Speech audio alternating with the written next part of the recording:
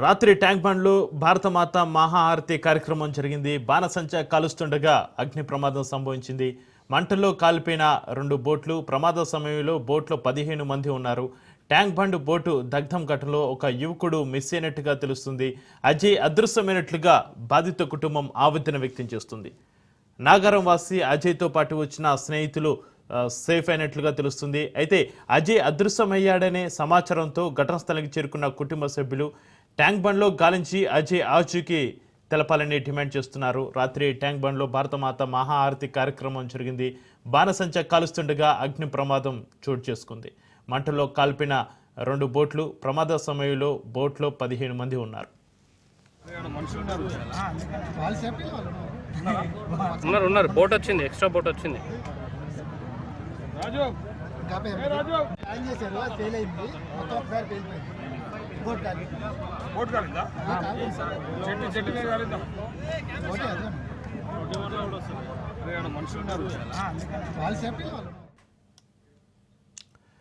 రాత్రి ట్యాంక్ బండ్లో భారతమాత మహాఆరతి కార్యక్రమం జరిగింది. బాణసంచా కాలుస్తుండగా అగ్ని ప్రమాదం సంభవించింది. మంటలో కాలిపోయిన 2 బోట్లు. ప్రమాద సమయంలో బోటులో 15 మంది ఉన్నారు. ట్యాంక్ బండ్ బోటు దగ్ధం ఘటనలో ఒక యువకుడు మిస్ అయినట్టుగా తెలుస్తుంది. అజయ్ అదృశ్యమైనట్లుగా బాధిత కుటుంబం ఆవేదన వ్యక్తం చేస్తుంది. నాగరం వాసి అజయ్తో పాటు వచ్చిన స్నేహితులు సేఫ్ అయినట్టుగా తెలుస్తుంది. అయితే అజయ్ అదృశ్యమయ్యాడనే సమాచారంతో ఘటన స్థలానికి చేరుకున్న కుటుంబ సభ్యులు ట్యాంక్ బండ్లో గాలించి అజయ్ ఆచూకీ తెలపాలని డిమాండ్ చేస్తున్నారు. ఈ ఘటన సంబంధించి మరింత సమాచారాన్ని మా ప్రతినిధి రత్నకుమార్ ఫోన్లో అందిస్తారు. రత్నకుమార్, రాత్రి ట్యాంక్ బండ్ వద్ద భారతమాత మహాఆరతి కార్యక్రమం జరిగింది. ఈ కార్యక్రమంలోనే ఊహించని విధంగా బాణసంచా కాల్చినప్పుడు ఒక్కసారిగా అగ్ని ప్రమాదం చోటు చేసుకుంది. బాణసంచా కాల్చిన తర్వాత జరిగినటువంటి ఒక అగ్ని ప్రమాదంలో ఒక్కసారిగా అక్కడ ఉన్నటువంటి 2 బోట్లు పూర్తిగా దగ్ధమయ్యాయి. ఒక వ్యక్తికి తీవ్ర గాయాలు కావడంతో అతన్ని ఇమీడియట్ గా ఆసుపత్రికి తరలించారు. ప్రస్తుతం అతను చికిత్స పొందుతున్నాడు. ఇక మిగతా వారందరూ కూడా సురక్షితంగా బయటపడ్డారు అనుకుంటున్నటువంటి సమయంలో బోటులో ఫ్రెండ్స్ తో వచ్చినటువంటి అజయ్ అనే యువకుడు ప్రస్తుతం కనిపించకుండా పోయాడు. అజయ్ మిస్సింగ్ అవడంతో కుటుంబ సభ్యులు ఆందోళన వ్యక్తం చేస్తున్నారు. నాగారంకు చెందిన అజయ్ రాత్రి హుసేన్ సాగర్ లో అజయ్ ఇటు ఫ్రెండ్స్ తో కలిసి అక్కడకు చేరుకున్నాడు, కార్యక్రమంలో పాల్గొన్నాడు. అయితే ఎప్పుడైతే అగ్ని ప్రమాదం చోటు చేసుకుందో స్నేహితులందరూ కూడా అక్కడి నుంచి ఒకసారిగా అక్కడి నుంచి వెళ్లిపోయినటువంటి పరిస్థితి. అయితే వాళ్ళందరూ కూడా సురక్షితంగా ఉన్నారు.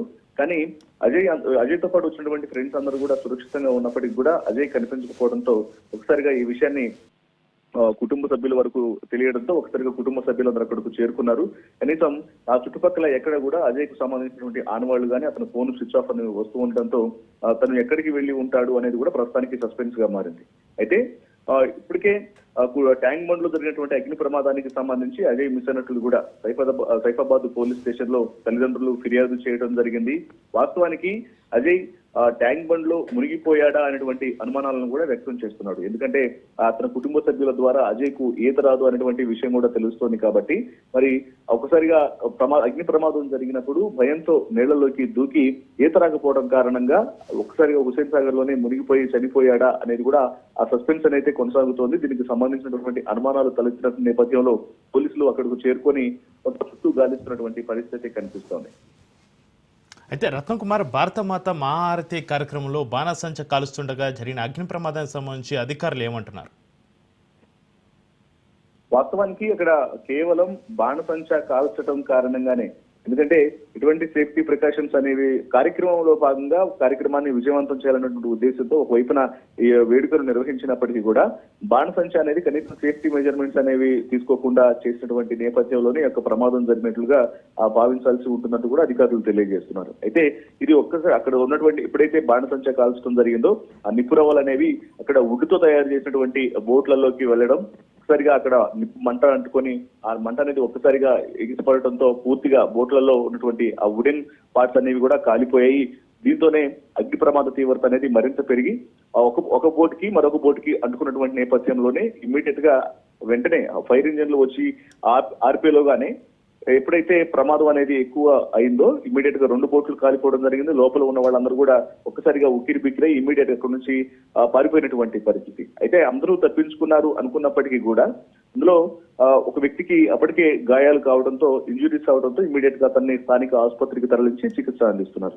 ఈ క్రమంలోనే అందరూ క్షేమంగానే బయటపడ్డారు అని భావించినప్పటికీ కూడా వెళ్ళినటువంటి వ్యక్తులలో, అక్కడ ఉన్నటువంటి వ్యక్తులలో ఫ్రెండ్స్ తో కలిసి వెళ్ళినటువంటి అజయ్ మిస్ అవడంతో ప్రస్తుతం ఇప్పుడు అతని కోసం పోలీసులు గాలిస్తున్నారు. మరి అతను తప్పించుకొని వెళ్ళాడా లేదంటే ప్రమాదవశాత్తు నీళ్లలోనే మునిగిపోయాడనేది కూడా తెలియాల్సి ఉంది. అయితే ఈ ఘటన పైన నాయకులు ఎవరైనా స్పందించారా రత్నకుమార్? వాస్తవానికి ఇది ఈ ఘటనకు సంబంధించి కూడా ఇక ప్రస్తుతానికి ఎవరు స్పందించాల్సి ఉంది. ఇంతవరకు కూడా అటు అధికారులు కావచ్చు, లేకపోతే కార్యక్రమాన్ని నిర్వహించినటువంటి వారు కావచ్చు, ఎవరైతే ఆర్గనైజర్స్ ఉన్నారో వాళ్ళందరూ కూడా ఇది సేఫ్టీ ప్రికాషన్స్ కు సంబంధించి కూడా బాణసంచాకు సంబంధించి అంత పెద్ద ఎత్తున బాణసంచ కాలుస్తారు అన్నటువంటి అవగాహన కూడా లేకుండా పోయింది కాబట్టి ప్రమాదం జరిగింది. ఒకవేళ దీనికి సంబంధించినటువంటి బాణసంచ ఈ రకంగా కాల్చబోతున్నారు అనేటువంటి విషయం తమకు ముందుగానే తెలిసినట్లయితే దాన్ని ఇమ్మీడియట్ గా కట్టడి చేసేవాళ్ళం, బాణసంచ కాల్చకుండా కూడా తగిన జాగ్రత్తలు తీసుకునే వాళ్ళం అనే విషయాన్ని మాత్రమే ప్రస్తుతం అధికారులు తెలియజేస్తారు. ఇక ఇతర నాయకులు కావచ్చు, లేకపోతే ఇతర అధికారులు, ఉన్నతాధికారులు కూడా దీని మీద స్పందించాల్సినటువంటి అవసరం అయితే ఉంటుంది. అజయ్ కుటుంబ సభ్యులు ఏమంటున్నారు? ట్యాంకు బండ్లో అజయ్ ఆచూకీ కోసం గాలింపు చర్యలు ఏ విధంగా సాగుతున్నాయి రత్నకుమార్? వాస్తవానికి అజయ్ కుటుంబ సభ్యులు ఈ ఘటనకు సంబంధించి కూడా ఇప్పుడు ప్రస్తుతం వాళ్ళందరూ కూడా అసలు అజయ్ ఎక్కడికి వెళ్ళాడు అనే దానికి సంబంధించి ప్రస్తుతం వాళ్ళందరూ కూడా ఆందోళన వ్యక్తం చేస్తున్నటువంటి పరిస్థితి ప్రస్తుతానికి కనిపిస్తోంది.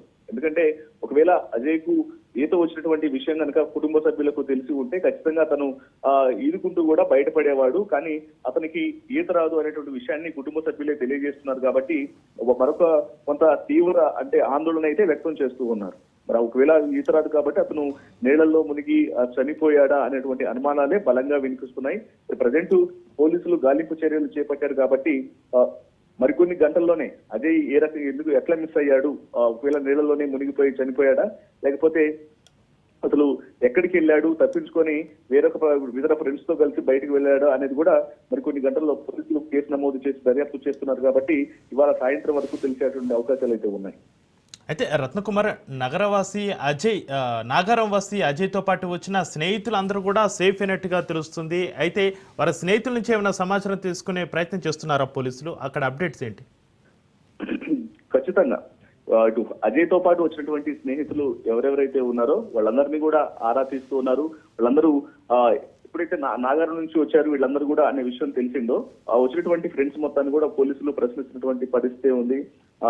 ఏ సమయానికి ఇక్కడికి చేరుకోవడం జరిగింది, అందరూ అగ్ని ప్రమాదం జరిగినప్పుడు ఎటువైపు ఉన్నారు, అగ్ని ప్రమాదం జరిగిన తర్వాత ఎంతమంది బయటికి రావడం జరిగింది, ఆ సమయంలో అజయ్ ఏం చేస్తున్నాడు అనేటువంటి విషయాలన్నిటిని కూడా అజయ్ స్నేహితుల నుంచి కనుక్కోవడం జరిగింది.